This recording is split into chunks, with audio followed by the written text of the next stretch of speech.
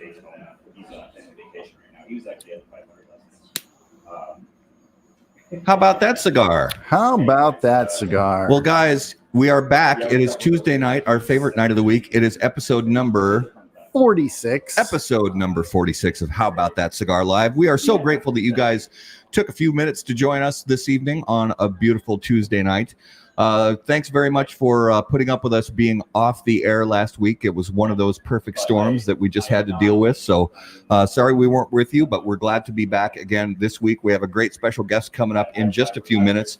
But as always, we want to thank you guys for joining us. We are live from Sodi Cigar Shop here in near Stillwater, Minnesota, in the Drew Estate Cigar Studios. And Drew Estate would like to announce the reopening of the Cigar Safari program. Since 2008, Drew Estate has been the industry leader in cigar tourism through their Cigar Safari program. Safari presents an opportunity for consumers and retailers to take a once-in-a-lifetime trip to Drew Estate's Nicaraguan cigar factory and explore the ecotourism of Nicaragua.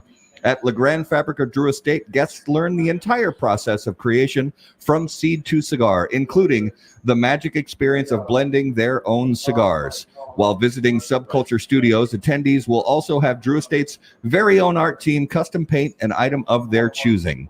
The experience is truly unforgettable and unique among cigar manufacturers. For more info, please visit cigarsafari.com.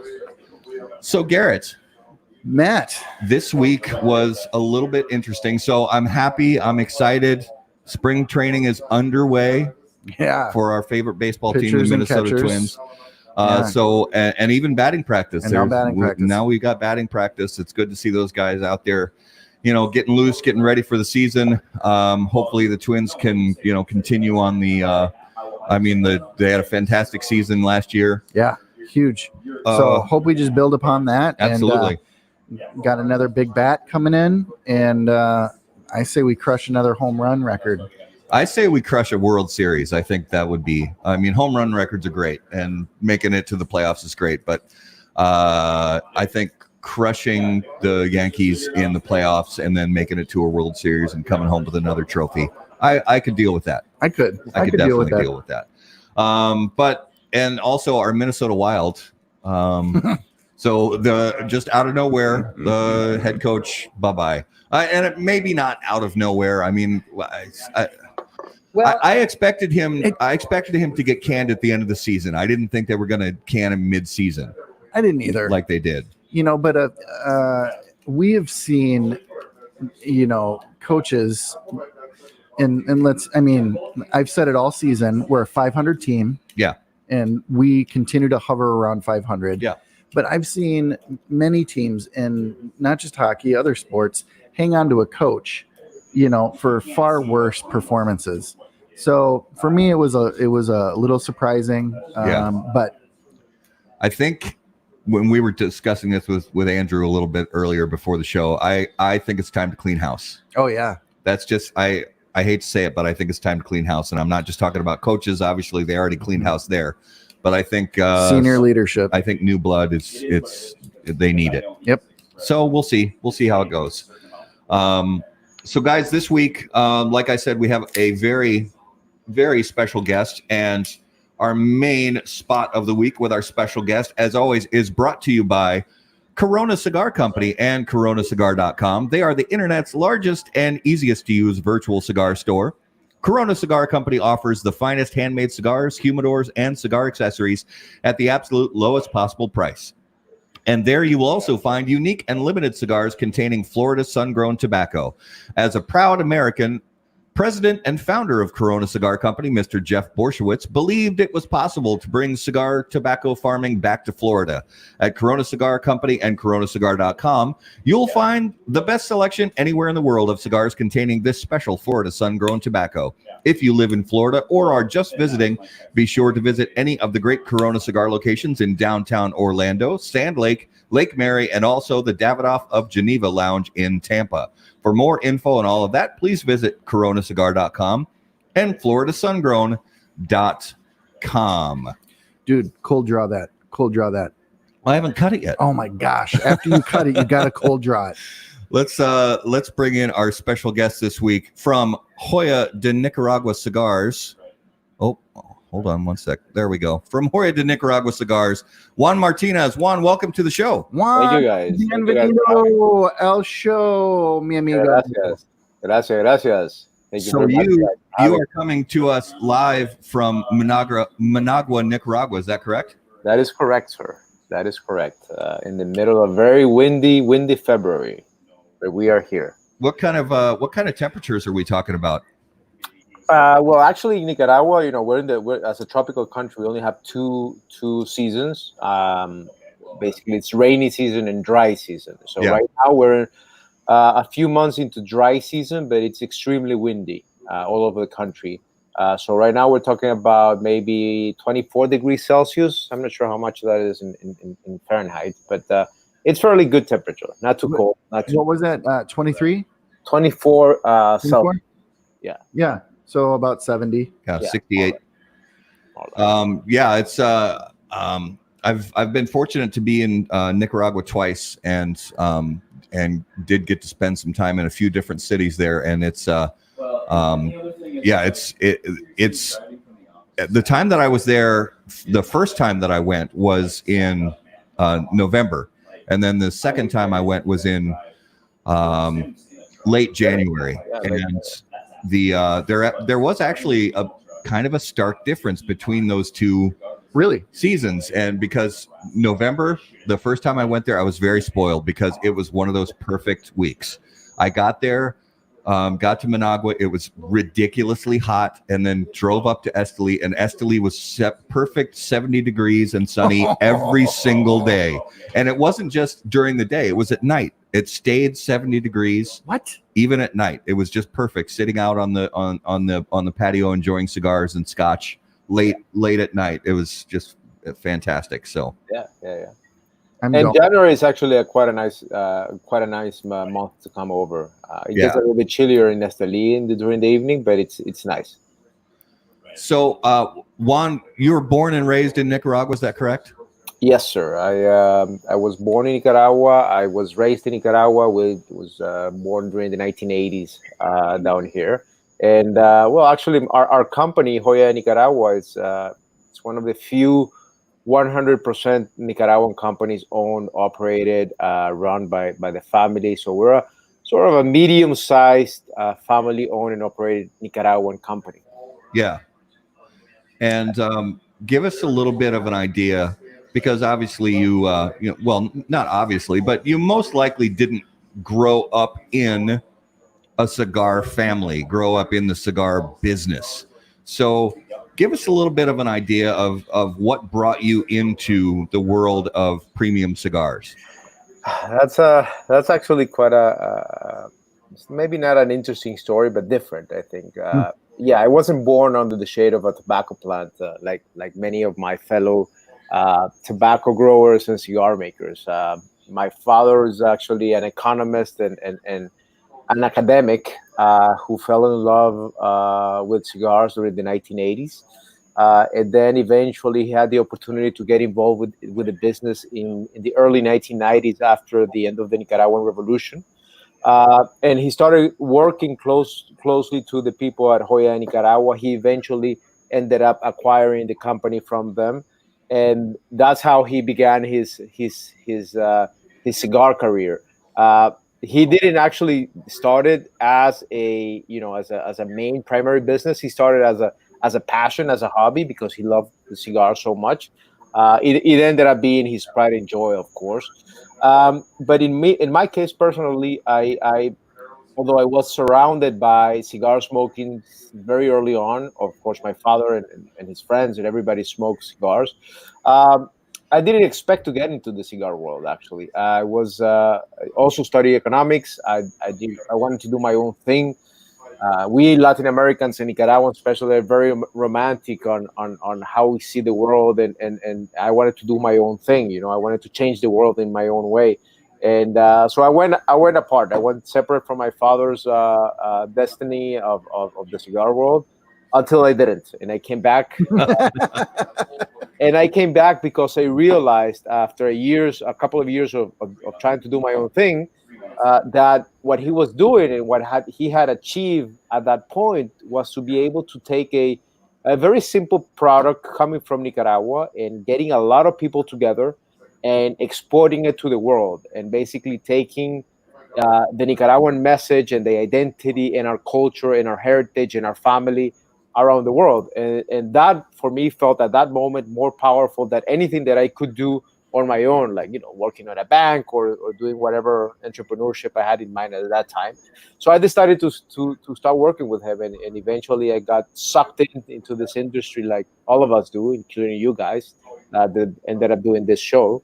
And here I am, almost 15 years later after I began, and actually loving every step of the way, loving every single part of the business, loving the product, of course, loving the people, loving doing this type of thing. Um, it, it's quite a unique opportunity, and even though it wasn't what I originally had planned for myself, it ended up being a bigger blessing that I could have asked for, simply because you end up doing what you do, and for us as Nicaraguans, being able to speak from Nicaragua to the world, to you guys, to be able to share our passion and the work of our family with the world, it's quite a blessing. It's quite an accomplishment. So we're very proud. We're very proud. That's awesome. I'm wondering if you could just shed a little bit of a light on the cultural difference of cigars in the States versus Nicaragua. Here in the States, it is a brotherhood, a sisterhood, a community of people that get together around a cigar. And, there's just this unique culture that happens here that is unlike any other microculture, if you will. But what is that like in Nicaragua, where the industry is, and so many communities are dependent on this product? Is there still a community of smokers, and what does that culture look like? Well, let's talk about two sides. First, the smoker community, the cigar enthusiast community. I think, like in the United States and many places around the world, is very similar. It's people getting together to share a passion and share the company, the enjoyment of cigars. It's very similar from what you guys have. Cool. Then the other side, the industry part, for us that are working day in and day out, that I think that's where most of the power is, in the sense of how we connect with each other and how we work with our communities, local communities, in other countries also around the world.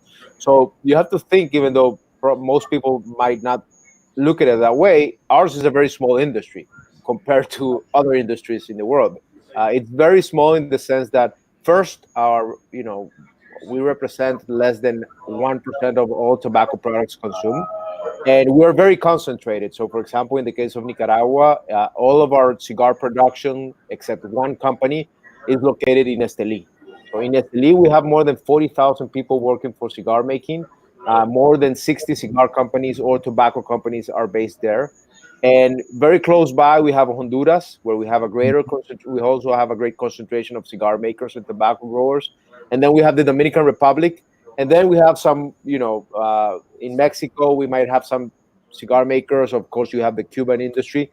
But that's it. Basically, the premium cigar industry is pretty concentrated in a few countries, and inside those countries in a few cities. In the case of Nicaragua, it's Esteli. In the case of Honduras, it's Danlí. In the case of the Dominican Republic, is Santiago de los Caballeros, where most of the people are located. So we are neighbors, we are co-workers, we are friends, we are travel mates. Every single flight I take out from Nicaragua, there's at least one or two other cigar makers in the same plane, we don't have a lot of family relationships inside the industry, but many other people do.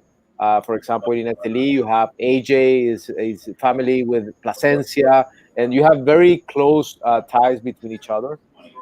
And we see each other very often. We see each other in events, we see each other at trade shows, we see each other at flights, and we work also very closely between each other.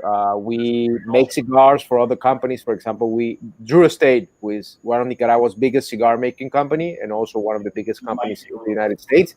We make cigars for them, but they also distribute us in the U.S.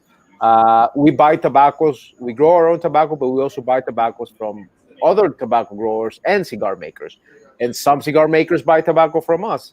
Yeah. And we collaborate in making cigars with other great people. So, we see each other very often. We work with each other very often. And ultimately, what's interesting, even though we compete very aggressively in the marketplace, when you go into that humidor that you have probably in that shop, there are hundreds of brands and everybody's competing for the attention of cigar lovers. Ultimately, everybody's working for the same purpose, and that's basically showcasing the quality and the good success of the industry, be it Nicaraguan industry, be it Honduran industry, be it the Dominican Republic. There's a sense of pride that permeates everybody that's working in the industry. That I think again, even though we are competitors, we are together in the same boat. Yeah. We are in the same boat when we are in the good spot, and we're in the same boat when we're in boat when we're in the bad spot, when we're facing regulation, when we're facing challenges, when we're facing crises in our countries, or when we're facing crisis in tobacco production. We come together and we try to work it out together. Yeah. But it's quite special, and unfortunately, this is something that consumers generally don't relate to, because although you can come and visit the festivals, right now you have Pro Cigar happening in the Dominican Republic. You had Puro Sabor a few weeks ago here in Nicaragua. Those are great opportunities to meet everybody and to experience that firsthand. Uh, I think that most consumers never have the opportunity to see that, and we were speaking earlier how to connect better with consumers. I think this is always a great opportunity for people to understand that this is a very close, small community of cigar makers, of cigar distributors, and of course of cigar lovers. And ultimately, we're in the same boat. Yeah, and it is really true that it's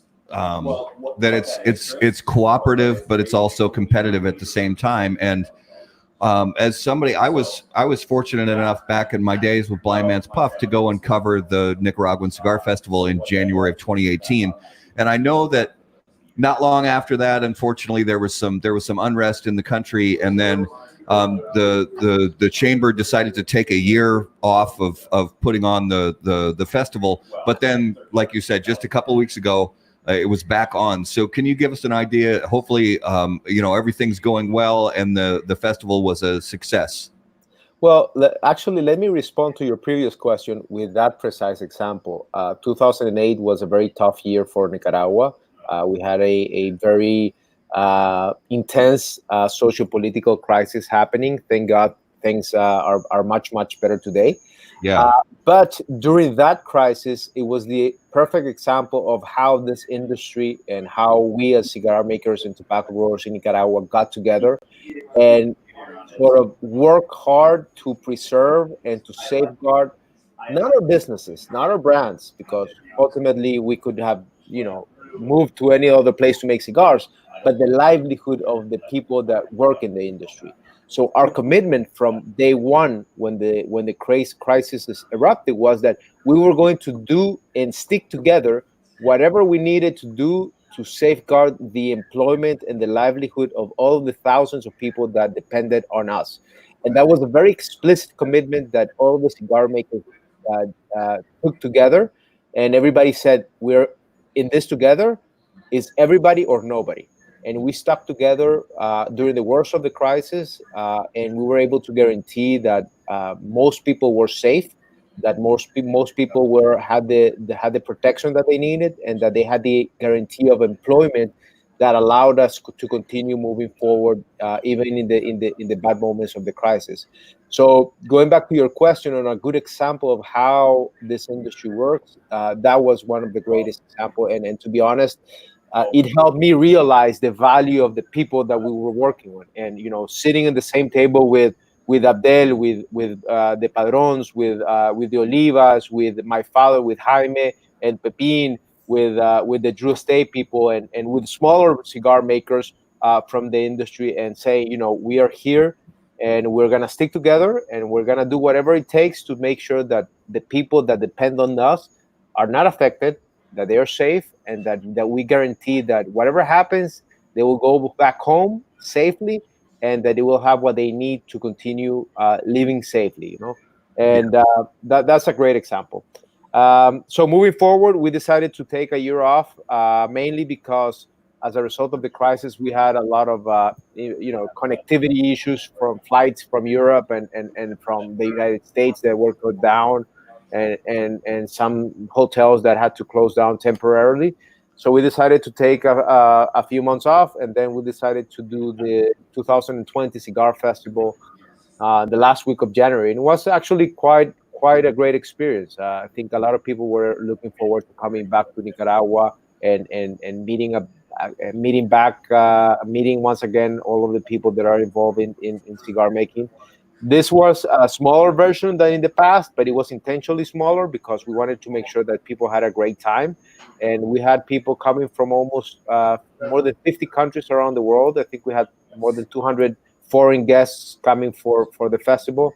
And it was a great time. We had the opportunity to do quite a few interesting things, including celebrating the 125 years of the J.C. Newman company here in Nicaragua during the festival. Celebrating a bunch of other things that we're working on down here. Yeah, awesome. And just want to thank everybody for joining us, watching. Please remember to like and share the video. Want to talk about what we're smoking right now? Yes, we do. This little beauty, Juan, I tell you what, the new Joya de Nicaragua Antonio, Connecticut. Antonio CT, which stands for, I got nothing. Yeah, he's trying to come up with something fancy and funny, but it's so the you guys were kind enough to send us some of these to sample, and I have to confess that I a few weeks ago bought some from not this shop but a different shop locally here in the Twin Cities, and what I had heard great things from other people in cigar media about this cigar, and finally tried it a couple of weeks ago, and I was blown away. I was excited when you guys were kind enough to send us some to sample here on the show as well, because for somebody myself, a fan of the original Antonio 1970 blend, from for the last many years, learning that there was going to be a Connecticut, not version of it, because it is its own cigar, but to have a Connecticut wrap cigar that shares that name, I was excited for it, and it definitely has made a splash in the industry. And give us a little bit of an idea about this blend and what it is that you, as a company, wanted people to experience from a blend like this.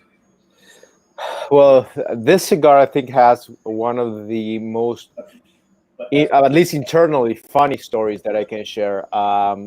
It was quite a challenge. Actually, we had this concept lined up for a while now, especially since this whole FDA thing that you needed to bring back old brands and everything. So this cigar actually has its origins back in 2005. After my father and his team had introduced very successfully Antonio 1970, I think it was 2001. And it was the first full-bodied, robust Nicaraguan cigar using all Nicaraguan fillers and all Nicaraguan wrapper and binder.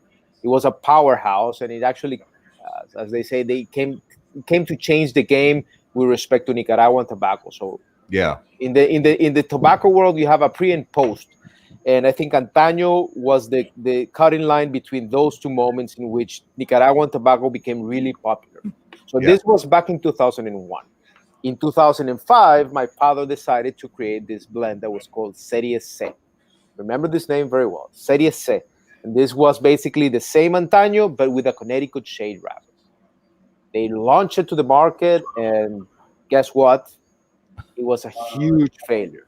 Oh. And I think it was one of my father's first realizations on how complicated the industry was. And the reason why it was a failure was that it wasn't communicated properly. So this was a Connecticut Shade cigar that was fuller body. So the Connecticut Shade smoker that was used to milder cigars because of the shade found it to be too strong. And the full-bodied smoker, who was intended for, did not gravitate towards the cigar because it had a Connecticut Shade. So, it wasn't either for one or the other. So it failed. It was in the market, I think, for a couple of years. It was a great blend, but it failed because it wasn't promoted properly. So fast forward, and we are in 2017, and we're thinking, so we need to bring back, because also this brand is predicate, so it's pre-2007, so it's protected by anything that regulation comes. So we decided, so let's bring back this blend, but let's do it properly. So, and what that meant was that we wanted to have a Connecticut Shade cigar that was full body. We wanted to have the body and the strength level of the traditional Antaño that people love. Meaning, if you want to put a strength level, it was going to be a 5 out of 5. So we started working on that, and we started blending, and our team started blending, and we started using all of our tobaccos. And unfortunately, we continued developing, and it didn't deliver. We did, I think it was close to 40-something blends or samples of different variations of the same blend to be able to get the level of strength that we wanted. So, and it didn't happen. To one point, Mario, who is our factory manager, sent us an email and said, guys, obviously in Spanish, let's be frank. There is so much that you can do with Connecticut Shade wrapper, and this is like white man can't jump. That was basically that we actually were going to call it something like that with the abbreviation of. I love it. There's so much you can do with Connecticut Shade, and no disrespect meant for white basketball players. There are quite a few great ones, but the truth is there's so much you can achieve in terms of the height and the power that you get. Yeah. So we decided, okay, so let's leave it there, and we decided that it's not gonna be a full on body, but it's good enough. It has the body, and it has the intensity and the robustness to be under the Antaño family. So we decided to call it Antaño. We had a bunch of different names lined up. Unfortunately, this is a very competitive industry, so almost every single name in the cigar is taken, as you guys can imagine. So we decided to go the simple route and say, let's just call it Antaño CT and add it to the Antaño family, and that's what we have today. And because we had that disappointment, I personally was very disappointed in not being able to deliver to that promise of having a full-bodied Nicaraguan Connecticut. And after reading all of the possible reviews from colleagues of yours in the industry that always begin, so another company trying to change the game with Connecticut cigar. Well, it just goes to show you, and Matt and I have talked about this numerous times, how it is a misnomer to automatically equate Connecticut Shade wrappers with a smooth, light cigar.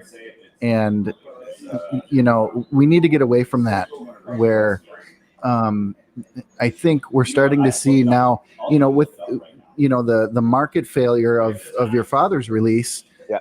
It's really an industry-wide issue of marketing lighter cigars as light cigars, when truly you can have a full-bodied Connecticut cigar that is amazing. Yeah. It is. I think also that the palette of cigar smokers and cigar enthusiasts has evolved even from 2005. I think in the middle of that decade, we were in the uphill of strength, and people were looking for more ligero, more power, and anything that wasn't a kick in the face was underperforming. I think that curve ultimately slowed down and eventually shifted down, and people became more interested in flavor, in nuances, in complexity, in more balance instead of the kick. So I think that right now it was more of a better moment to introduce this cigar than what it was 15 years ago, I think. And people have appreciated. I think that It delivers. It's great construction. The Connecticut. Well, one clarification: this is the same blend, same ingredients as our original Antaño. So the core tobaccos, the fillers, come from the same farms as the tobaccos that are in an Antaño 1970 or an Antaño Gran Reserva. The only difference, and the main difference, is the wrapper. Of course, the distributions and the proportions of the fillers change a little bit from the other ones because you want to make sure that you have the proper balance in the cigar.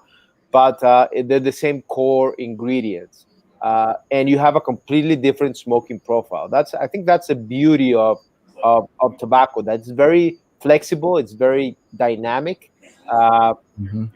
I have the opportunity to work very closely with a lot of clients and smokers from around the world. And unfortunately, there is a very big misconception outside of the United States that wrapper doesn't contribute a lot to the cigar other than the aesthetic. This is primarily given by people from who've been more exposed to Cuban cigars, non-Cuban. But this is a great example of how wrong that theory is, because wrapper makes a huge difference. And we in Nicaragua have been playing with wrappers, from many different origins, from Nicaragua to the Dominican to the United States, Mexican wrapper, Colombian wrapper, Indonesian wrapper, Honduran wrapper, and we understand the value and the importance of the wrapper in the cigar. And I think this cigar is actually quite a good example. Yeah. So to smokers, if they really want to, blow their friends out and say, you want to understand how much difference there is on a cigar by the wrapper, there are two things you can do. First, buy an Antaño 1970 and buy an Antaño Sete, smoke them together, completely different cigars. And the other one, which is more simple and less expensive, just buy one cigar and cut part of the wrapper out and start smoking just the pure binder and the filler and let it burn until it gets to the wrapper. And you'll see how the cigar changes, even in the same cigar. Absolutely. So I think the success of this cigar has been to capture the essence of that difference in the contribution of the wrapper. Yeah. Well, and one of the things that was interesting to me was I got the email today, about these samples that were sent to us with, some characteristic notes and tasting notes and things like that. And it's so funny because when I smoked the cigar a couple of weeks ago, because we review cigars on the website, and when I sat down and reviewed the cigar and started taking my notes with the first sample or the first cigar that I bought and the second one that I bought, I started taking my notes like I always do, and then when I read the email today, it was just funny to me because it was so, even though it's it's written for marketing purposes, it was dead on, almost note for note with what I wrote down 2 weeks ago when I smoked the cigar. And I was pretty amazed at the fact that it was, because what you get is you get the smooth and the grassy notes from the Connecticut wrapper.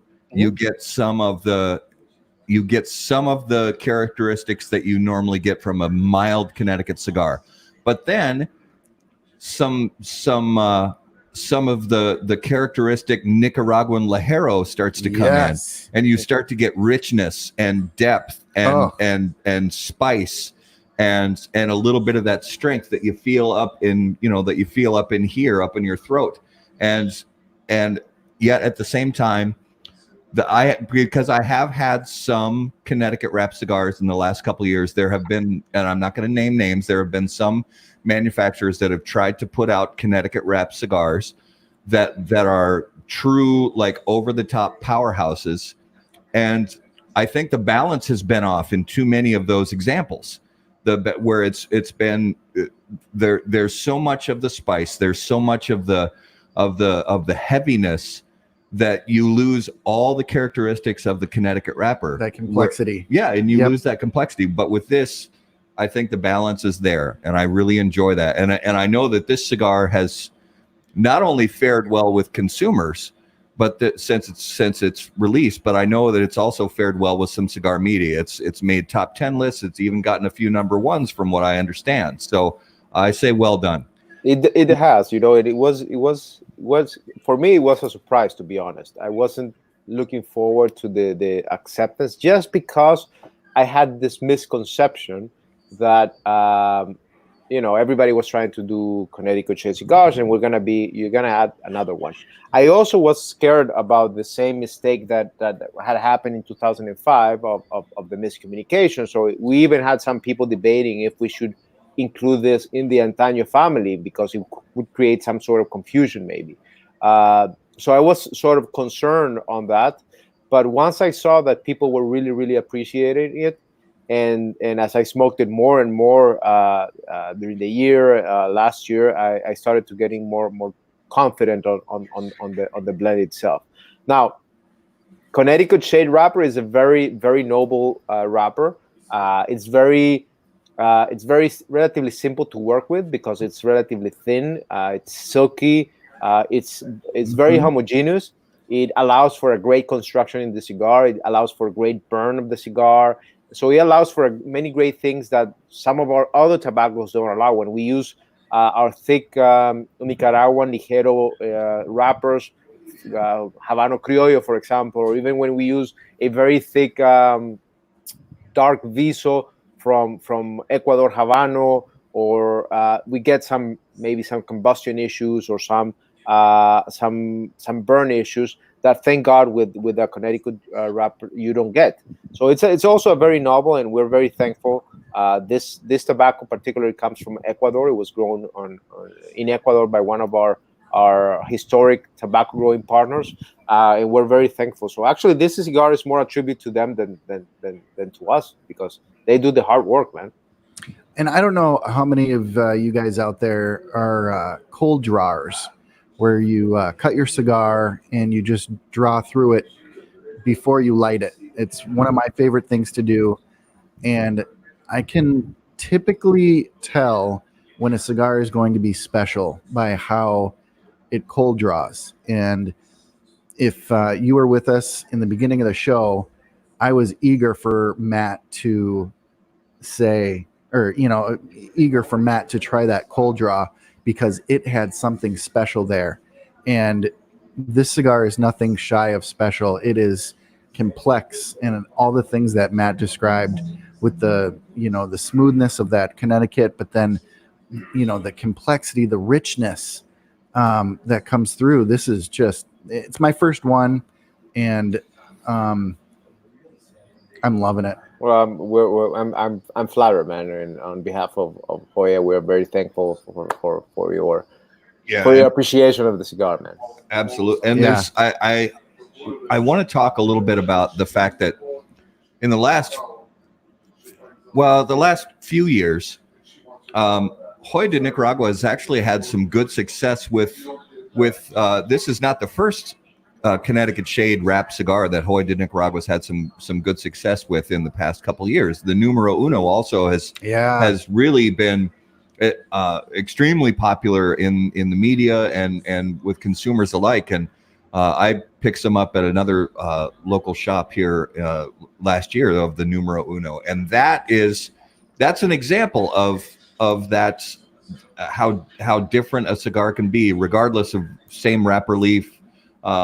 You know, and that cigar is, you know, really performed well. Talk to us a little bit about, you know, those differences between cigars that have those, you know, they have similar elements, but yet at their core, like you said earlier, using that term, at their core, they're really different, and how you go about presenting those to consumers. Well, I think Numero Uno, that's more of a mild plus cigar. Yeah. This one is more in line with our Classico series, which is more traditional, more I think classic in the flavor profile, older school in that sense. Both of them use Nicaraguan tobacco, but the varieties of the seed that we're using for the fillers is different, actually. The regions where the tobacco is grown is different. While most of the tobacco for the Antaños come from Esteli, which tends to be a more intense, robust, pretty much what you described before in the cold draw, that depth, that intensity, that pungentness, combined with some earthy notes, some herbal notes. That's very common in Esteli tobacco. While tobaccos from Condega, from Jalapa, even from Ometepe, which is another interesting growing region, they tend to be more aromatic, more subtle. In the case of Jalapa, we have a little bit more sweetness to it, but we don't have that intensity, maybe in robust and earthiness that we have in the Esteli region. So the main difference would be that the fillers are coming from Esteli, most are used in the Antaño, give you that profile, while the Numero Uno is designed to be more of an elegant, low-key, subtle smoke. It was actually designed, and this is another funny story, actually. It wasn't designed to be a cigar for the marketplace. It was actually designed as a cigar for someone who you don't know what they like. It was we call it the diplomatic cigar because we were giving away cigars for the Nicaraguan Foreign Service. They wanted to bring gifts to to their guests or to their visitors, and they would travel to China and they would bring rum, coffee, chocolate, and cigars from Nicaragua. So they would ask us, and they would start asking for cigars, and we originally were giving them whatever we had. But we realized that it was a big mistake because we didn't know who the final smoker was. And most likely the recipient of the cigars, of the gifts, were not, cigar enthusiasts. So we decided to blend this milder cigar that was called Numero Uno. And it was actually the gift that we were giving. We were not selling that cigar. And then eventually it became an event exclusive cigar in the United States. And then it was picked up by another media outlet, and they gave it number one. And we eventually decided, because a lot of people were asking for it, we decided to bring it formally to market. So this is unlike Antaño, which was designed specifically for full-bodied cigar lovers. Numero Uno was designed completely the opposite way, which was for someone who either doesn't smoke cigars or who you don't know what they enjoy or what they smoke. So it's interesting because it shows, and maybe for your guys, for your consumers and your followers, it's a good story to be able to tell on how what your intention of blending is not necessarily what ends up happening. We say it very simply at the factory.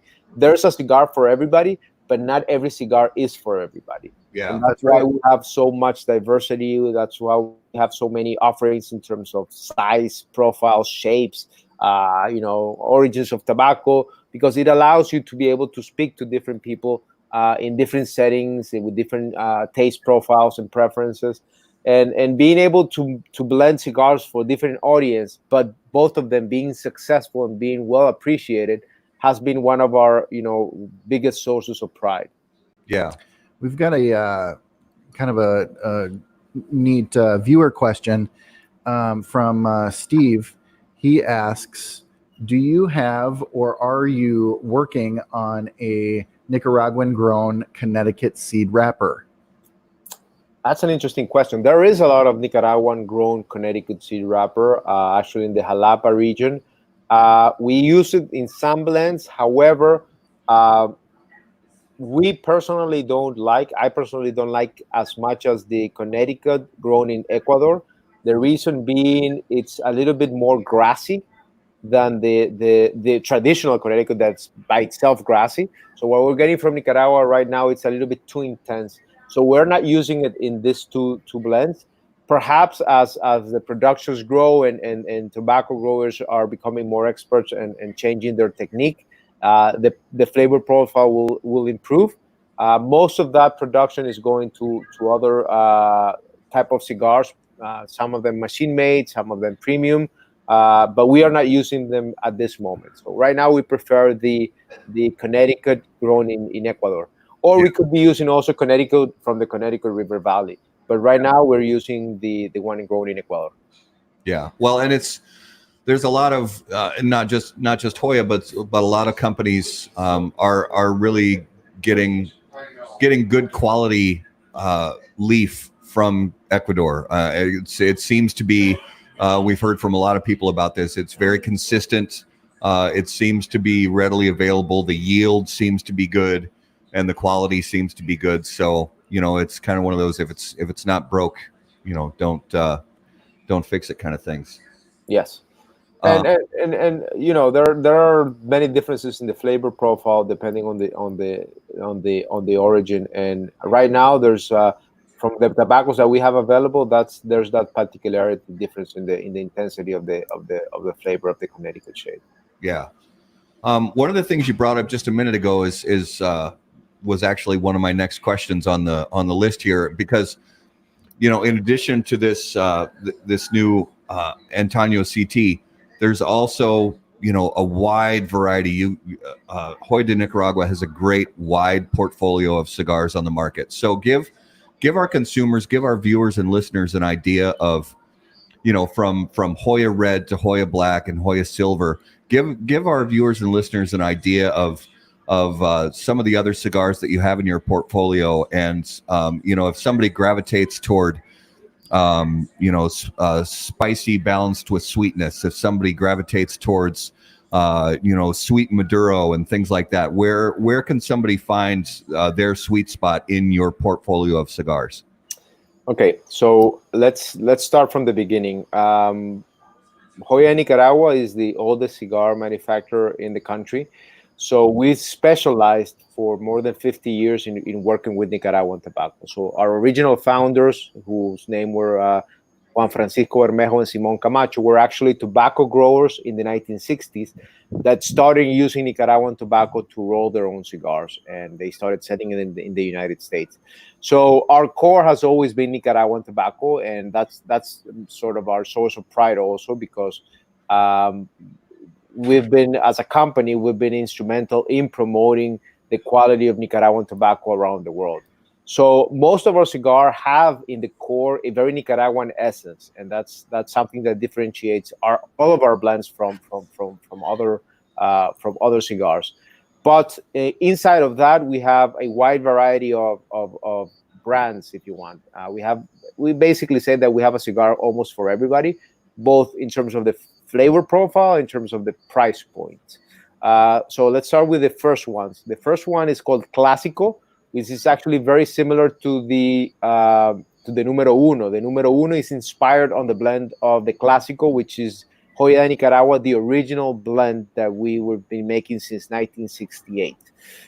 This is a cigar that's our best selling in Europe. I would say Europe, Latin America. It's not as popular as in the United States because it's a mild cigar. You can find it in some stores, but it's not that popular. It's our mildest blend, if you want. This is called the Joya de Nicaragua Clásico. Uses Nicaraguan fillers with a Connecticut, very similar to what we have in the Número Uno. Then we move up a little bit and we go to the Antaño family. So Antaño in Spanish means yesteryear. And basically, this is the family of 4 different lines that all of them are called Antaño. And these are very robust. They're intended to be full-bodied, full strength. The original one is called Antaño 1970.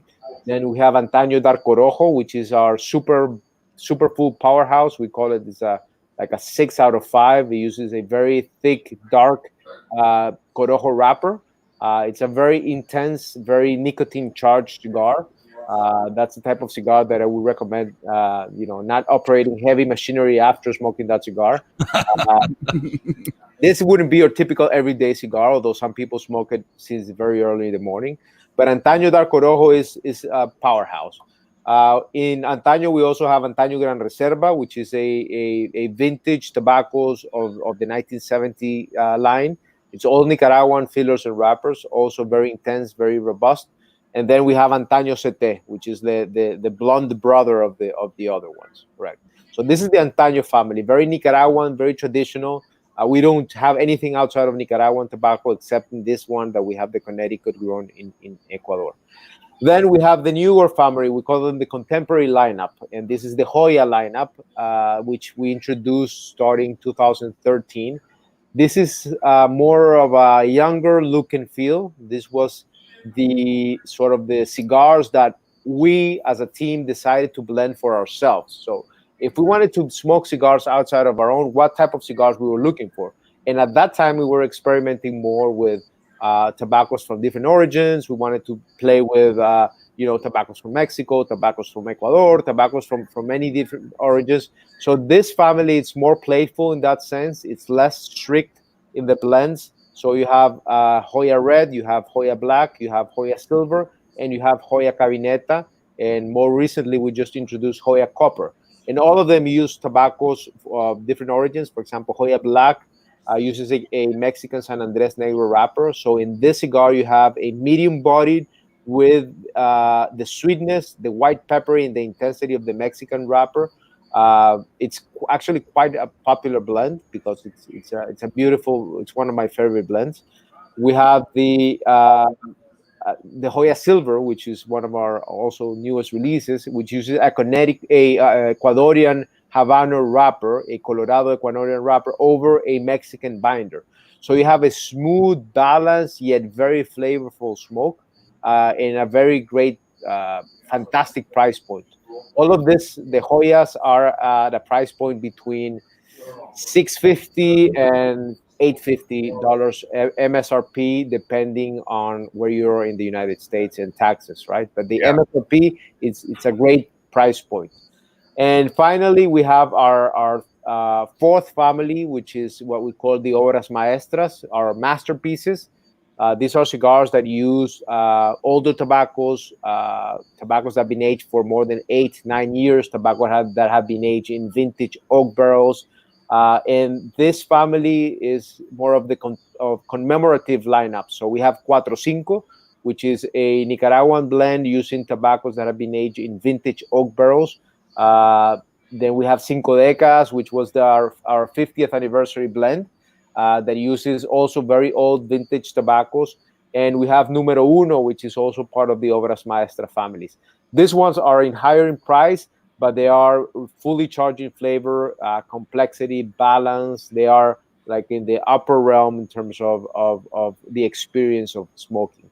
So we have four families of cigars, each one with a diversity of flavor profiles, and almost, as I said before, one cigar for every palate and every price point there is. Yeah, and the Cinco de Cadas El General was in our top 10 last year. Yep. So it's one of our favorites, absolutely. And this is the one that we're gonna smoke after that. Yes, and it is really great to have, a cigar for every palate and a cigar for every smoker, and also a portfolio that your consumers can grow alongside you.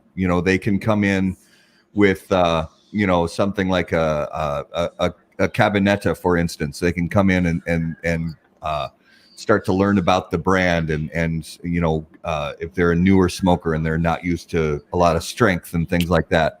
One of the things that I've enjoyed for many years is that dark Corojo, because there's such a special, interesting sweetness behind that cigar. This sweetness that it's hard to find anymore in premium cigars, and that's one of the few blends out there that I can get that sort of it's almost like raisins and cocoa kind of that I get little notes from that cigar, and that's been one that's been part of my personal rotation for many years. Mm-hmm. Look, man, it's and I appreciate that you say that, man, because Antaño is one of those. The Dark Orojo is one of those cigars it's a challenge because it's not a cigar for everybody.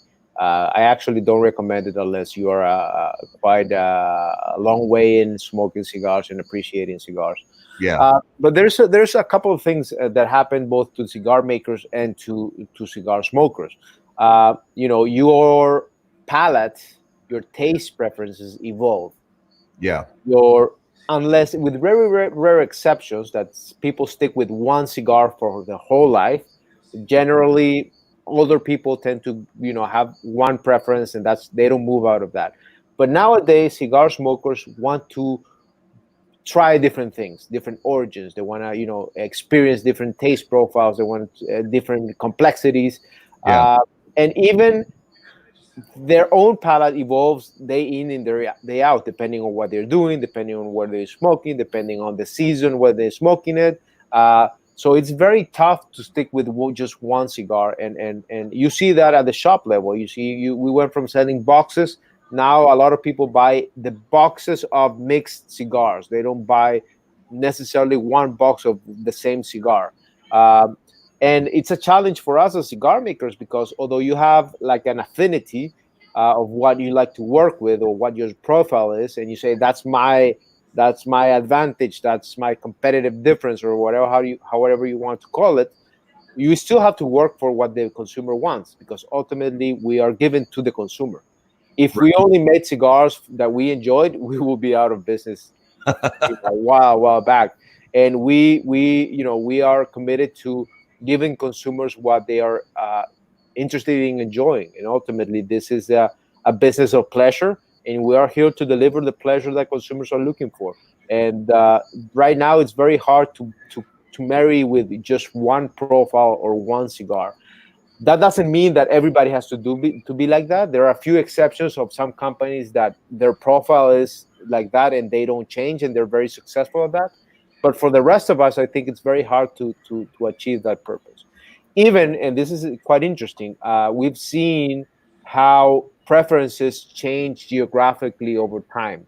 So when I began in this business 15 years ago, I remember, and this is pre-Facebook, pre-Instagram, pre-whatever social media, right? At least for the cigar world. Yeah. I remember having our Spanish, our British, our European customers having a very clear preference. They only smoke mild cigars, mild, thin, small cigars. And the U.S. smoker was very, very clear. They only smoked, or we had the idea, they only smoked fuller-bodied, big ring gauge cigars, Toros, Robustos, and up. And it was very clear in what we were selling in each market, and it was completely different. When social media came to exist, we saw a movement to the middle. The Europeans were wanting to smoke what the Americans were smoking, and the Americans wanted to smoke what the Europeans were smoking. So you've seen a shift of preferences geographically as a result of people having more access to online media, to having more access to social media. It's incredible how much people follow each other. So most of the demand in the cigar world, I believe today, is driven by two things: the advice of friends, and of course the advice of people who work at the shops. People trust the shops a lot, but a lot also of what people are seeing in social media. If you see people recurrently smoking and enjoying cigars in social media, you'll gravitate towards that cigar. And it happens to me personally as a cigar consumer. I like to try what people are enjoying out there in the world, and social media has been a very, very powerful tool for us as cigar makers in trying to bridge those gaps of preferences between a consumer in Minnesota and a consumer in Florida and a consumer in Montreal and then a consumer in Madrid and in London and in Hong Kong, because now we're connected. We might have people from different parts of the world watching the show tonight or later on, and having their own preferences. Yeah. So I have to ask this, and I'm not going to ask you to give away any specifics, although if you want to share those, please do. But can we, is Joya de Nicaragua working on anything special or new for 2020? I'm going to change my answer from the past. So have you smoked every single Joya de Nicaragua cigar out there? You probably might. For me, I think I have. You probably might. But I think I know most of our consumers, most of our viewers and listeners have not. So the first part of that answer is we have a lot of new things. This cigar is actually new, and most people haven't smoked this cigar. So for us right now, it's trying to focus on what we just introduced and make sure that people get their hands on this and enjoy that. We are constantly working on new things, either extensions, either new brands. Right now, it's a little bit too early to talk about those, but I just can say that we are working not only for us, but also for some of our brand partners. We're working on great projects with Drew Estate, and we're also working with great projects with our partners like Steve Saka and Omar Frias, who we make cigars for, and they are actually coming over, and they've been here a few weeks ago, and they've been blending and coming out with new stuff. So you'll see a great new bunch of things coming out of the Joya de Nicaragua factory, both under the Joya name and under their own names. Absolutely. So it's going to be very exciting. Yeah, definitely. And it's always great to hear about those partnerships with other brands. You know, if the factory is able to produce cigars for other brands, I always enjoy seeing some of those smaller brands, being produced in quality factories like Joya de Nicaragua. So that's always a good thing. Thank you, man. Thanks for the compliment. So this week we're going to move into our smokabulary word. So as always, our smokabulary word is brought to you by AJ Fernandez. Born and raised in Cuba, AJ Fernandez now produces unparalleled premium cigars in Esteli, Nicaragua. The day-to-day operations at Tabacalera AJ Fernandez are managed under the watchful eye of Mr. AJ Fernandez himself in order to ensure superior quality. The AJ Fernandez portfolio of premium cigars provides blend, strength, and flavor profiles to match the preferences of any premium cigar consumer. Whether it's New World, Dias de Gloria, San Latano, Enclave, or Bellas Artes, you are sure to be satisfied with a premium cigar from AJ Fernandez. So, guys, this week's smokabulary word is oily. So, when you think of oily, I'm not talking about a teenager with a pimple face. I'm not talking about the garage floor underneath your old beat-up car. I'm talking about the beautiful texture and oily sheen that you see on some wonderful premium cigars. So, Garrett, what does that mean when we say a cigar is oily? It means that typically it means that wrapper contains natural oil that has come out through the fermentation process. And the cigar that I think of most is the Nica Rustica. Oh, from Drew Estate? Yeah. Yeah. And I say that because you can see the foot is like a tire fire when it is lit. It does put off a lot of smoke. And that is indicative of a very oily cigar. Yeah. And certainly that's not the only one. There's a ton of great oily cigars out there. Yeah. But yeah, absolutely. But when you see a cigar, and when you take a cigar out of that cellophane and you see that sheen on there, it's just it's in most cases it's a sign of that there was a lot of time and patience put into that leaf. From the time that it was harvested and primed and hung in the curing barn and then put in the pilones for fermentation. Having that moisture dissipate slowly out of that cigar and leave behind those natural oils. And when you see the cigar in the factory, or see the leaf in the factory when it's taken out of that bale and have just the tiniest little bit of moisture added back to it, you can stretch it and those oils come to the surface, and it's a beautiful thing to see.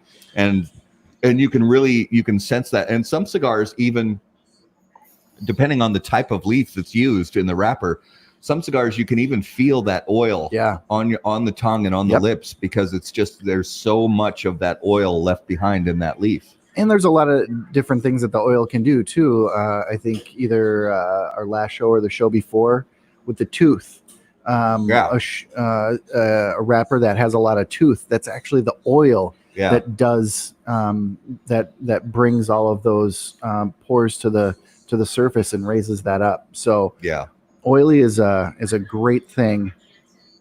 Yeah. So when you hear oily when we're talking about a cigar and we say it's oily, I promise you that's not a bad thing. Can I add something to that? Absolutely, please do. First of all, I think you should add some questions about AJ too. He's a great character, and sponsoring the segment, we'll have to talk about AJ at some point. The oiliness also depends a lot on the type of wrapper. I think there are varieties of tobacco that have different intensity of oilness.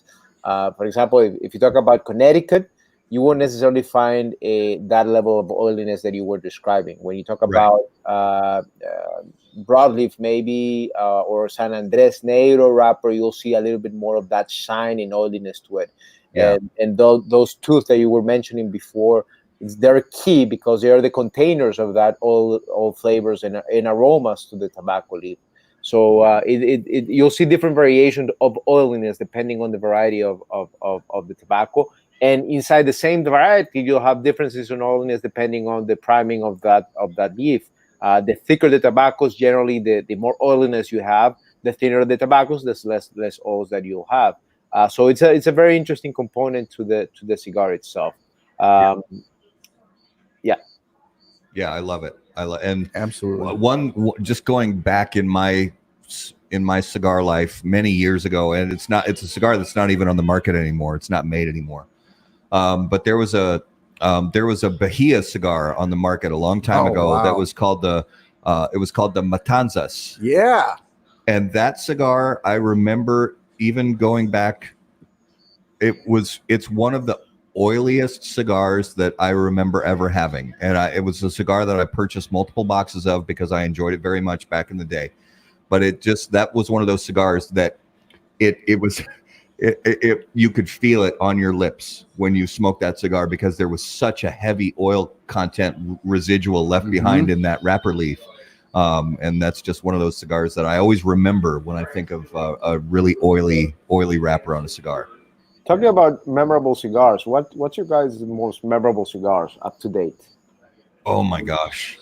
That's a fantastic question. That's a very fantastic question. So there's a handful of cigars that, when I smoke it for the first time, I know it's going to be an experience.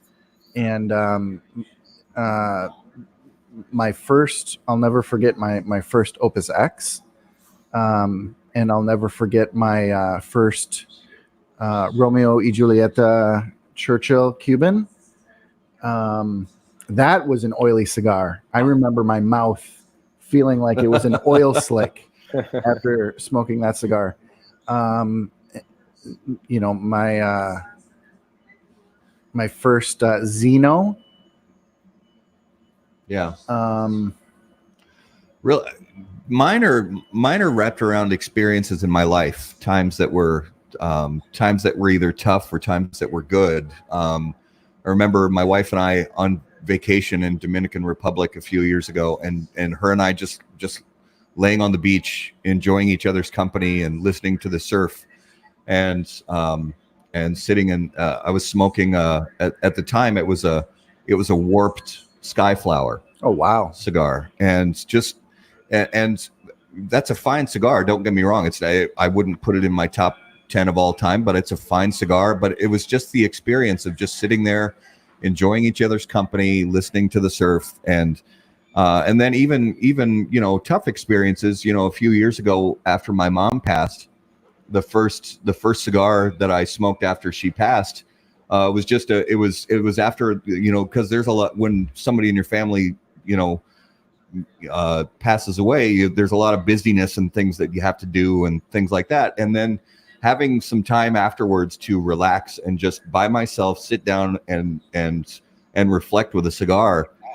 It was a La Polina family series, the Pasha from La Polina, and just sitting back, smoking that cigar by myself, reflecting on my mom's life, what she meant to me, and those are the things that I think of when I think of, the finest cigar. It's not even for me necessarily as much about, which brands I enjoy the most. It's about each individual experience and the ones that sort of stand out in my memory. Mm-hmm.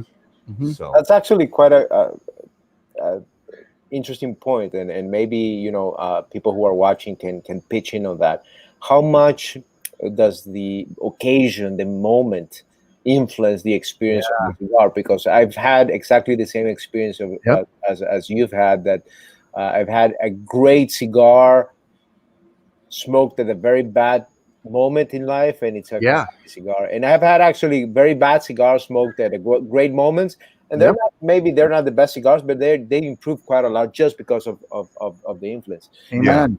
Just let me give you a small anecdote of someone who's very close to us, who's Rudy, who's one of our master rollers. So we sent him on a tour to Europe a few years ago. He went to Spain, Germany, Switzerland. This is a guy from Esteli, Bonchero. So imagine, for him, it was a great opportunity to see the world. Yeah. And then one of the first messages that we get from him is that why are my cigars, meaning the cigars that he makes for him, taste differently here? They taste differently in Switzerland, but now they also taste differently in Germany. The same tobacco, he's the same guy making the cigars, but they smoke differently. And that's sort of a great point for consumers on how much the moment, your emotional state, but also the ambience, the environment in which you're smoking, it actually affects the smoking experience and the cigar itself. Cigars are alive. They absorb the humidity. They are influenced by the temperature. They absorb the smells around, and they absorb your own energy. So I would like to, see people speak a lot more about the moments in which they enjoy the cigars. So I think it's a great point, and I would also like to see more people giving their opinion on how important that moment is for them. Because we're used to smoking by ourselves, maybe, or in a lounge, but outside of that context, how much that influences the experience. Yeah, that is a good point, and it is true that the environment changes things, and obviously most of that's probably in our own minds, but just being in an environment, whether it's the beach or whether it's around a campfire with my wife and kids, or whatever it might be, at the end of a long day of hiking with my wife and kids, sitting around a campfire, enjoying a great cigar while the kids play and make s'mores and things like that. It's really so much of it is around the experience. And when the experience is great, and then at the same time the cigar that you're smoking is truly great, and something that care and passion and history went into that thing that you're enjoying. Mm-hmm.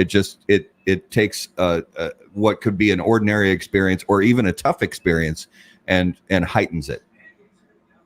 I have another question for Yeah. you guys, and for people who are watching the show and will watch later. So we're speaking before the show on how to better connect with consumers and how to maybe change our narrative so that we can connect more with them. One of the things that always intrigues me personally is I have my own way of choosing what cigars to smoke. Obviously, I might know a little bit more about both the makers and the tobacco in some cigars, but how do you personally choose what cigar to smoke? And in when you go to the store, when you go to a shop, how do you decide what cigar to smoke? Is it your own research, or is it you go to ask people, or you go to the lounge and you go to the guy who's there and ask, so what do you have now? How do you guys decide? Well, and I think we've talked about this quite a bit, and how we know a good shop, tobacconist, worker, or humidor worker who asks the right questions, and how they approach the consumers. What are you in the mood to smoke? So for me personally, being that I'm in cigar media, I'm obviously surrounded with cigars. I've smoked a lot of cigars. I know what my palate is. It truly is, what am I in the mood for? And it's like food, do I feel like tacos today? Do I feel like a hamburger? Do I feel like, it's the same thing when I walk into a humidor. Do I want to start with something light and sweet? Do I want to powerful, robust cigar that, I want to scrape off my tongue later. So all of those things apply. It's like food for me. Yeah. Yeah. And it'll depend. I mean, when I'm in a shop here at Sodi's, for example, the first thing, just because being in cigar media, the first thing I do is look for things that I haven't tried before. Yep. And I gravitate toward those first. And then I bring home what I bring home, and I have my own humidor at home. And if I'm going on a trip with friends, or if I'm going camping with the family, I'll put together a variety in my travel humidor to bring with me, just in case, I'll be in a different mood. But it could be based around what I'm going to drink with the cigar. Mm-hmm. I'll decide, okay, I'm going to have a really heavy peaty scotch. So I'm going to get a rich, dense, thick cigar like a dark Corojo Antaño or an Antaño 1970. Or I'll say, okay, this is going to be the cigar that I'm going to have, after I have my breakfast, and I'm going to sit down with some coffee, and I'm going to have a numero uno, or I'm going to have an Antaño CT. But then there are other times that I'll mix it up, and I'll have the strong cigars early because I'm one of those smokers that strength doesn't really affect me. So I can have really cigars that make other people sweat. It doesn't necessarily affect me, mainly because I've been smoking cigars so long. So I'll mix it up sometimes. I'll have the really strong cigars earlier in the morning, and then as the day goes on, I'll mix in milder, lighter cigars and sweeter cigars and things like that in between. So it really depends on my mood, maybe what I'm going to be drinking, what I'm going to be eating. And also, I always like to have a few cigars on hand, making new friends, handing out cigars, things like that. I always want to have a few on hand for that as well. Yeah, my wife says that I'm every time we go to a wedding or to an event, says I'm a pusher, like a dog pusher, because everybody gravitates toward the guy who has the box of cigars with him. Yeah. Free. I just want to mention something that I just got into the Facebook, and I'm seeing the comments. I just want to say one of the things that I appreciate most about this industry, more than the product itself, is the people. And I've had the blessing and the opportunity to meet some fantastic human beings that I wouldn't have otherwise had the opportunity to meet. And there's someone in the chat that I appreciate very much, Rich Lai, who is Chairman Lai, who is based in California, who's a great friend. And I hope you're recovering well, my friend. And that you're doing better right now. And that's, one of the things that you get to meet a lot of brilliant, and that's, for me, that's one of the greatest values of this industry. And not only as a cigar maker and working for a cigar company, but also as cigar consumers. All over the world, cigars bring people together. They bring people together, they sit people down, and they bring them to the same level. It doesn't matter if you're a janitor or a CEO of a corporation. You're sitting there smoking a cigar, enjoying, talking about football, talking about baseball. And I think that's one of the most humane things that there is. And interestingly, there are not a lot of products that allow you to do that, to be able to share a moment.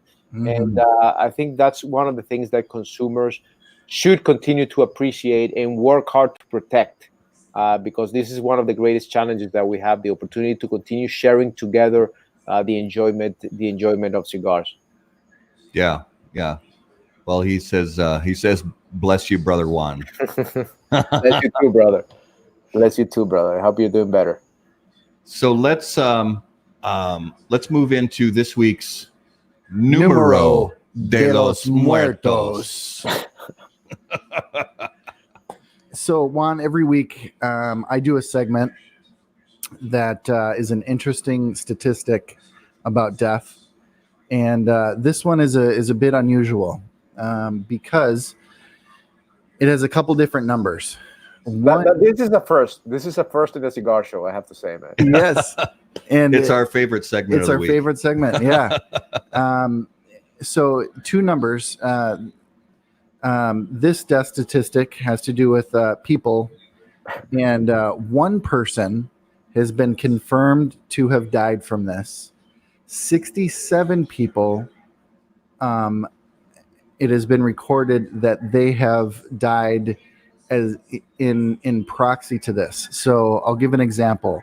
Like somebody who is doing yard work or shoveling has a heart attack.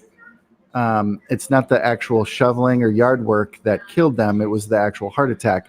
That's what the statistic is. So only one person has technically died from this. So this is one person in all of human history. And this statistic goes back to the 5th century BC. Oh, brother. Come on, dude. Okay. All right. So Juan, jump in with guesses. Oh, we have to guess? Yeah, we got to guess. We'll get clues along the way. So one, and this one person that died from this thing died back in the 5th century. 5th century. Yes. Okay, so there was no United States back then. So there was no Nicaragua. So did this happen? Was this over? Which hemisphere did this occur in? Egypt. All of them. All of them. All of them. So there's actually a top 10 list. Okay. Of individuals, famous people who have died. What I'm going to do is I'm going to give you Right, top 10 of what? You just said there's one person confirmed. Yeah. One person confirmed, but there's a top 10 list of people who have died as a result or related to the same cause. Okay. What was that? The same reason, the same cause. Yeah.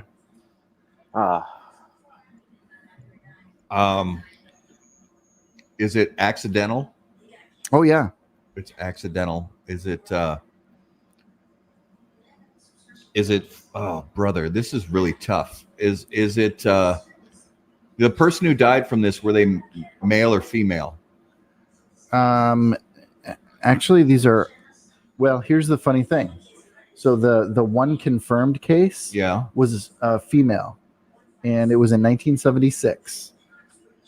Wait, I thought you said 5th century. Well, that was the first recorded. Oh. Okay. 1976.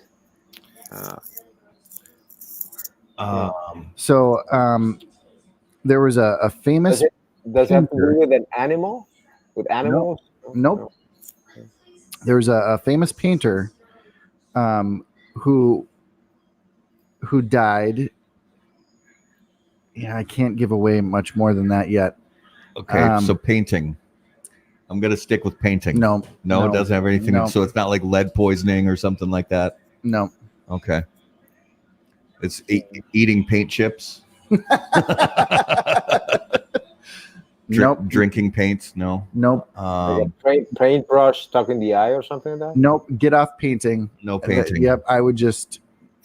All right. So is it got anything to do with sports or disease? Accidental. It is accidental, but so I'll give the cause of death in most of these people is two things. It's asphyxiation and heart attack. But this thing is what causes these episodes to happen. Is it swimming? It is not swimming. It is not hiccups, but that's a really good guess.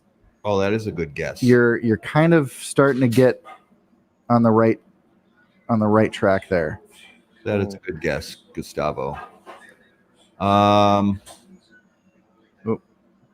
Sleeping with my ex. Good guess, but probably not.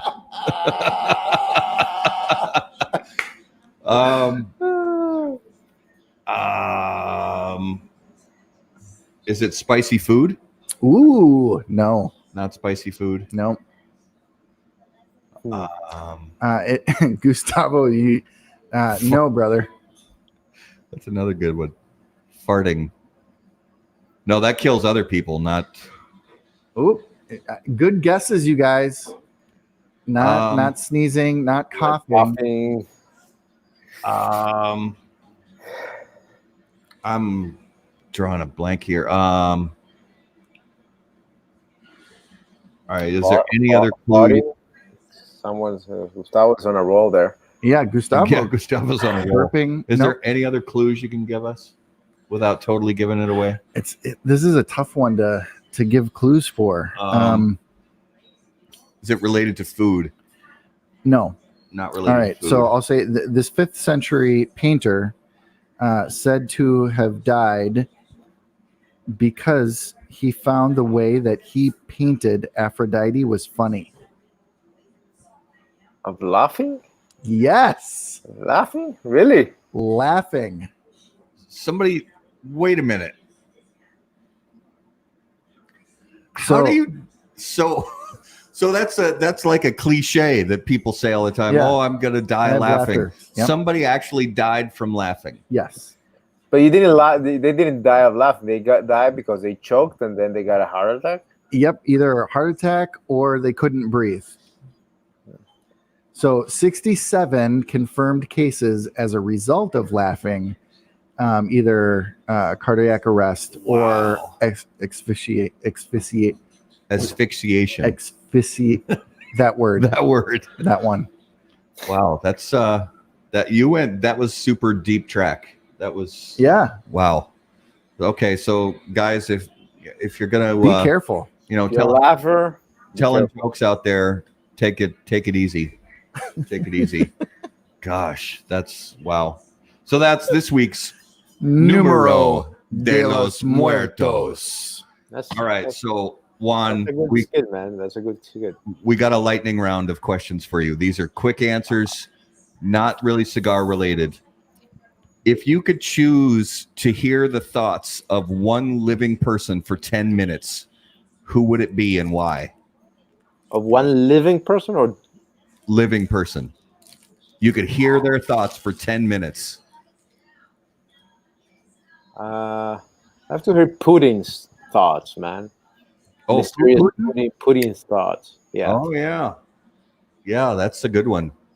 Yeah, we haven't had that one. Have we not had that one? I don't think so. That's a good one. Yeah, I would want to know what's going through that guy's head too. That guy, man, I don't know what it's going inside that guy's head. Man. It's like a puppet master combined with. Remember the Inspector Gadget, the guy with the cat? Yeah. It's like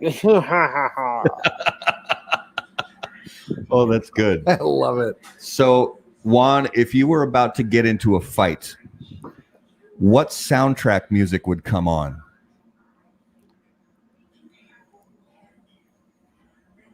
Oh man, I have the idea of the soundtrack. I just don't remember what the song would be, but it would be a Fight Club song. Fight Club. Fight Club, you know. Yeah. But I don't know. I don't remember the music from that movie, but I don't remember what the soundtrack is. Yeah. No, I know what you're. I'd have to find that one. I think. Oh shoot! Now I can't remember it. Who did the music for that movie? It was. Oh crap! I'll remember it. But that's a very good answer. That's gonna kill me. So, choose one of the following. You could hit a home run as a starting pitcher. You could score a touchdown as a defensive lineman, or you could score a goal in a hockey game as the goalie. Fuck. Or, none of the three sports which I've played in my life. So, and I was gonna say, for our, Latino brothers, we should really include football. Yeah. So you could score a soccer goal, a football goal as a goalie. Oh, that would be it, man. Without a doubt. Yeah. Is that? I mean, that's got from your spot, not right from your spot. That's got to be. I mean, similar to hockey, but even I gotta guess that's even more rare than hockey games. Yeah, has that happened that I think it has happened. I think it has happened. I'll have to look it up, but I think I've seen those once in a lifetime shots that a goalie kicks the ball and it ends up being a goal. Yeah, I'm gonna go on YouTube tonight and check that out because I bet there's got to be a few. So. Juan, if you could give one piece of advice to a new cigar consumer, what would it be? Oof, that's a great one, actually. That's a great one. Try everything. Try everything. Yeah. Try everything, even if you don't like it. The only way to train your palate is to allow it to experience the good, the not so good, and the worst part. That's the only way to really appreciate what you're going to finally enjoy is try everything. Yeah. And we've heard that. That's a great answer.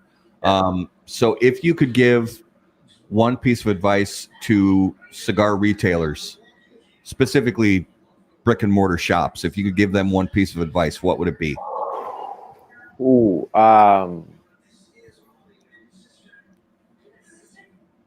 depends who the retail leader is, but I think first the thing is take care of your people, take care of your customer. I think that there's great concern on the trade on how the online world can affect traditional shops, but I think that the shops do not replace the online world. The internet does not replace the community, the essence, and the spirit of cigar enjoyment. Yeah. So take care of your people, take care of your place, make sure it's clean, make sure it's inviting, make sure it's comfortable for everybody to come up and enjoy. And of course, take care of your product, because ultimately we are not able to take care of all of the cigars. It's up to you to make sure that the consumers have a great experience. So take care of your shop, man, basically. Yeah. I know this would be very obvious, but it would surprise you to see that a lot of people don't necessarily take care of their shops and their people. Yeah, we've seen it before, unfortunately. Cigar shops, definitely not Sodi's. Sodi's takes great care of their humidor and their people, but we've seen some shops, unfortunately, that don't, their cigars are in horrible condition, and they just seem to not really care all that much. So I agree 100%. Take care of the product. They're not selling cigars; they're selling experiences. Yes. Yes. And the better the experience for everybody, for your consumer, the more that you're going to be able to do good business. Cigar are the medium through which you sell the experience. In this case, the medium through which we produce the experience. But ultimately, they are in the business of pleasure. Yeah. That they have to keep that in mind always. Absolutely. Real quick before Gustavo says it has happened. Gol de arco e arco. What does it mean? De arco a arco, from how do you call it in English? I don't remember. From the goal to the goal. Okay. I don't know how to translate that in English. Maybe Gustavo can translate that better in English. Oh, from end to end. From end yes. to end. Yeah. From the frame to frame, basically. Yeah. Oh, okay. Yeah. So let's go into this week's notable smokables. So Juan, each week Garrett and I talk about one or two cigars that we've smoked over the last week or so that were interesting to us. And my first one this week was actually a My Father cigar. It was it was a limited edition version of the Le Bijou. But it was the 97th anniversary for Federal Cigar. It came out in 2018. It's actually a Connecticut wrapped version of the Le Bijou. They made very few of them, and I was fortunate to get a few myself. Smoked one a few days ago and forgot how much I enjoyed it. It's a very, very nice, enjoyable cigar. Awesome. Last Saturday was my 17th wedding anniversary. Congratulations. Man. Thank you. And I smoked a Padron 50th. And very nice. It's just, yeah. Very nice. Great cigar. Very nice. So Juan, we know obviously people from brands such as yourself, 99% of what you smoke is your own, but is there anything, have you ventured outside of the Hoya portfolio recently and found anything that you thought, hey, this is really good? Actually, not 90%, 99%. Actually, it's more than that. I buy a lot of cigars from other manufacturers that I really, really enjoy. I'm also a cigar smoker, so outside of Hoya, I try to smoke as much as I can. I think I got a special Melanio from Oliva during the festival that was gotten during a visit to the factory. There was, I think, it was like an European edition. It was great. I love Melanios Yeah. and Yes. cigars. But I think my memorable cigar in the last week was a blend that we're doing a collaboration with someone that I cannot disclose. Oh, Hopefully, it's come gonna on, be. Juan. No, we cannot. I cannot. It's just a teaser. But let me say you, and I think Daniel is watching, and it knocked my balls out literally. It was a great blend. Hopefully, the blender who's blending it liked it, enjoyed it as much as I did, and it's gonna be a very, very cool release. Can't wait for that. Eventually, we'll talk about that. All right. Absolutely. Looking forward to it. Nice. So let's really quickly talk about you guys were very kind to send us some great swag, and we're going to have some giveaways. So for those of you who are watching and listening, even if you're watching and listening after the fact, we're going to give a few days for people to leave additional comments in the next in the next few days on this video. You can still leave comments. And we want to give you guys an opportunity to win some great stuff that we were sent from Joya de Nicaragua. I'm going to reach down in here into this goodie bag and show you guys what we have here. So we have a couple beautiful little travel humidors and some beautiful cigar cutters and these ridiculously awesome black on black Joya hats. They're really super. So people can buy like two winners. They can get the kit with the 3 items each. So Absolutely. Yeah, we're gonna choose 2 winners who are leaving comments, and we want you guys to not only leave comments and questions additionally in the video here. We want you guys also to go and follow Joya Cigars on Instagram, on Twitter, and on Facebook. And we want you guys to follow How About That Cigar on Twitter, Instagram, and Facebook. And we're going to randomly choose 2 winners, and you'll each receive those 3 items. And from my own personal stash of cigars, I'm going to send you a couple goodies from my own personal stash because just want to show some love to you guys out there. So coming up, I want to give you guys a little bit of an idea of some cool stuff we have coming up in the coming weeks. Next week on Tuesday night, the 25th, we're going to talk to Robert Caldwell from Caldwell Cigars. And then jumping ahead to March 10th, we're going to talk to Jonathan Carney from La Flor Dominicana Cigars. And we have some other cool stuff in the works that's also coming up soon, but we don't want to give away too much. But before we close things out, Juan, give us an idea of where people can find out more about Joya de Nicaragua.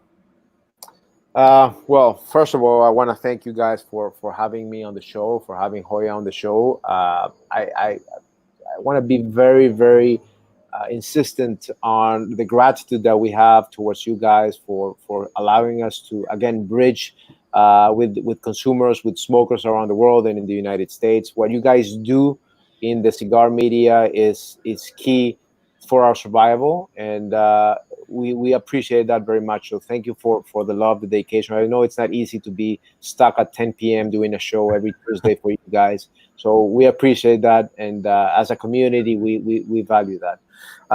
With respect to Joya, you can find more at website. You have joyacigars.com, but you can follow us in all of our social medias at Joya Cigars, Instagram, YouTube, LinkedIn, Facebook, and Twitter. You can reach directly to us. You can follow me also if you have any questions, comment, add. I think you can find me in your Facebook post right now. You can ask us anything. One of the things that we want to try to do is that, connect directly with people.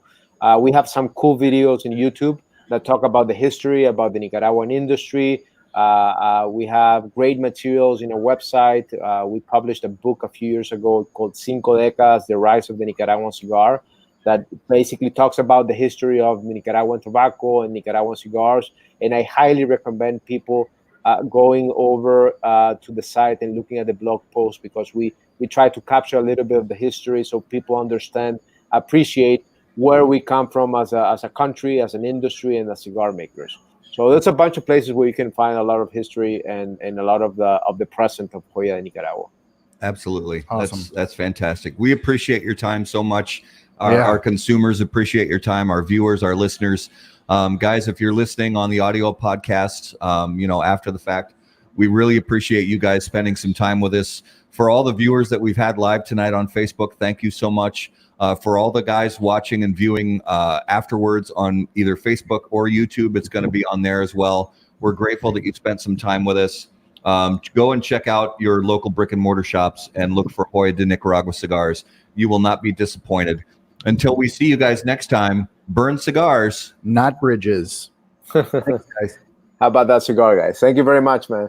Thank you. Appreciate it. Have a great evening. Thanks, everybody.